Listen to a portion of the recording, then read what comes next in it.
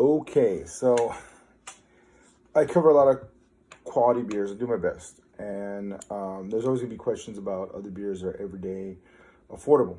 And so, out of all of them, the one I chose today is Corona Familiar. Familiar. The whole point is the original story and take on it is what started the whole thing. This was the original recipe.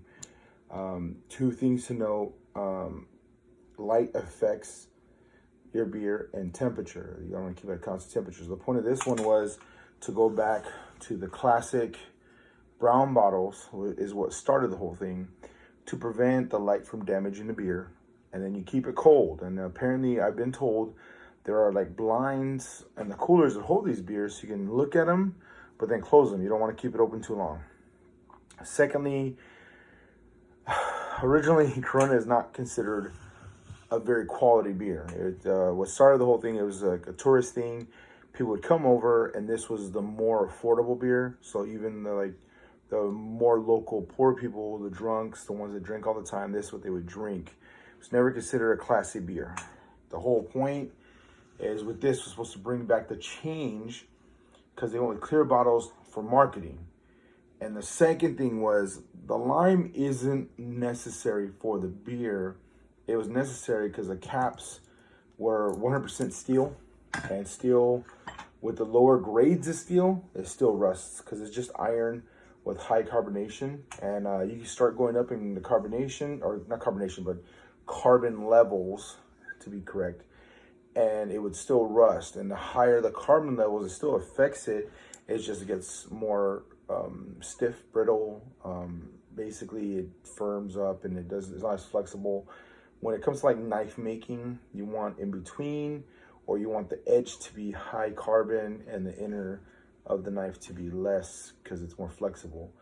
But the point of the caps was that's what was affordable. It was a very low grade stainless steel with enough carbon just to keep it flexible, and they would get capped off, and then the rust would sit on the lip, and so they would use the lime to clean it off, and the lime made it sanitary. So that's where that came from. So these are two things. In case you didn't know, now you know. So I saw this, and I have not had it before. I try to refrain from it. I'm going to be honest, but not brutal. I'm going to see what it's about. Hopefully they took care of it, and I'll see what the difference is. So here we go. All right, let's see if there's much difference. Usually it's a very pale yellow, and what people usually call piss yellow, which I don't expect much difference. Yeah, it looks slightly darker by a good amount, because I definitely have my fair share of Coronas. Almost orangey.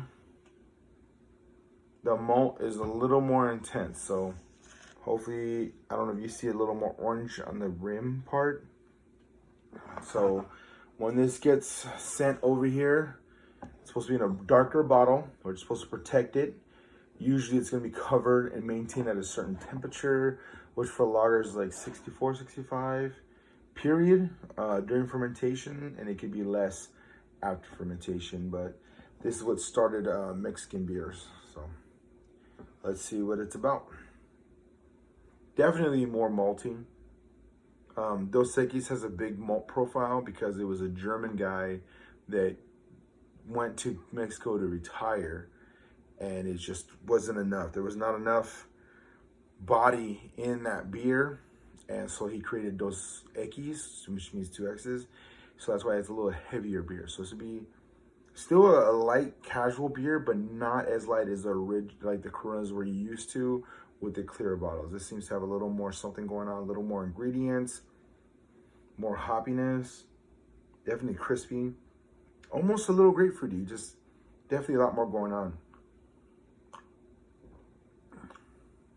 Okay, so definitely for sure, the Corona you're used to is a lot lighter, less malty and less hoppy. This has more malt, almost like golden ales. And there is more hoppiness, but it's just enough to give it a little slight fruity bitterness, a slight piney, a slight grapefruitness. It's very minimal, not much.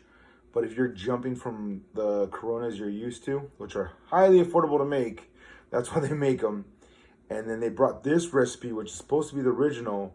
There really was more flavor going on. And originally, even if somebody's like trying to save money or they're poor, they're just like what you would call a wino, you know, they definitely want more flavor, which is weird because non-intentionally, they want a little more gusto, a little more muchismo, a little more something, you know.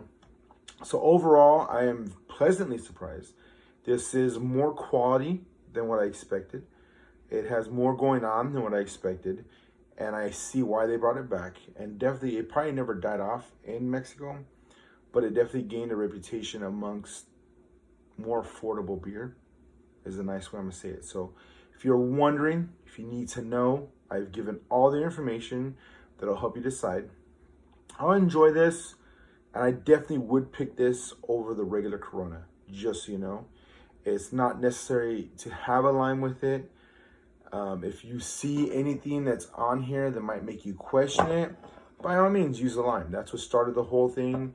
But I am pretty positive they've done a lot better since then, and it's not necessary. It's just how you prefer it. So if you like it that way, great. If you don't, awesome. But if you haven't had this one and you've had the other one, this is worth a try to see what's really going on. So enjoy the rest of this. Pretty decent. Not bad. I'll give it 1 thumbs up because now I understand why when you went on vacation, you brought this back, but then they had to find a way to bring it across the board at the time at a more affordable price. And now it's not as bad because Sol has a couple that I'll bring up later that they should have been here first, but they went with their light beer. And so for more winter, autumn, you can have this. If you just want something a little more crispy, a little more hoppy, a little more something going on, a little more malty, even if it's hot outside, this is it. This is, yeah, anyone that's looking for more flavor and you just don't get it from straight American or Mexican lagers, this is probably it. This is probably where you need to be. If you're looking for something more than that, then you're going to go into pale ales. But until then, this is it. It got a good thumbs up. I understand the whole process now. I've heard plenty of it, and I hope I have passed on the information that you need to know if you want to try it or not. It's really not that much difference, like $1 more or something. It's like $4 for this, something. Not bad. It's a good casual beer, and it's imported, and it's a nice change of pace. But overall, I don't know why, like I know why they did the original Corona that came here, but could have just started with this. So anyways, there you go. A more golden lager. That's a Mexican lager. Enjoy yourself. If not, we will be on something different. But for now, this I just had to bring up, and I hope I informed you and not misinformed you and helped you make a good decision or move on to your next best decision. But until then, do have a great night. I'll catch you later.